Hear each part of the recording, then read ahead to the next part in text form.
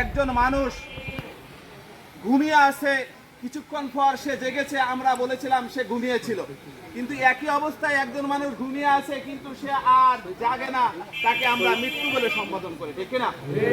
এই এতটুকু সময় পার্থক্য যে একজনের নিঃশ্বাস আছে, প্রশ্বাস আছে, আর একজনের নেই। একজন মৃত আর একজন জীবিত। প্রিয় ভাইয়েরা, এই সময়টা আমার দাদা, আমার দাদি, আমার বাবাকে দেখেছি, আপনার মাকে দেখেছি, আত্মীয় স্বজন, পরিবার, কলিজার টুকরা সন্তান দেখেছি, অনেকের সন্তানের সন্তানকেও দেখেছি এভাবে দুনিয়া থেকে চলে গেছে, ঠিক না?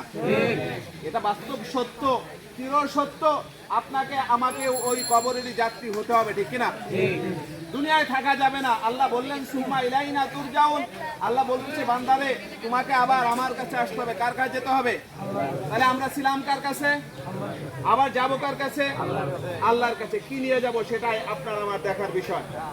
আপনাকে আমাকে আল্লাহর কাছে যেতে হলে আমলে সালে নিয়ে যেতে হবে, নেক আমল নিয়ে যেতে হবে। কি নিয়ে যেতে হবে? ভালো কাজগুলো নিয়ে যেতে হবে। সেটা হতে পারে নামাজ, রোজা, হজ, যাকাত, হালাল উপার্জন, সত্য কথা, মানুষের সাথে ভালো ব্যবহার, সামাজিক ভালো কাজ, দিনের ভালো কাজ, এই সবগুলোই হচ্ছে আমলে চলে, নেক আমল, ঠিক না? সবকিছু বিনিময়ে আমলে চলে। এই কাজগুলো যারা বেশি করব তারাই কামিয়াবি হয়ে যাব, আর এর থেকে যারা ফারেক থাকবো তারা কবরে তাদের জন্য ভয়াবহতা আসবে। প্রিয় হাজিরিন, এই জন্য আমি সংক্ষিপ্ত কথা বলবো। দুপুরবেলা আরো আলেম ওলামা আছে, সংক্ষিপ্ত কথা সবাই ছেড়ে দিবে। এই জন্য সর্বশেষ ফজলু চাচার জন্য দোয়া।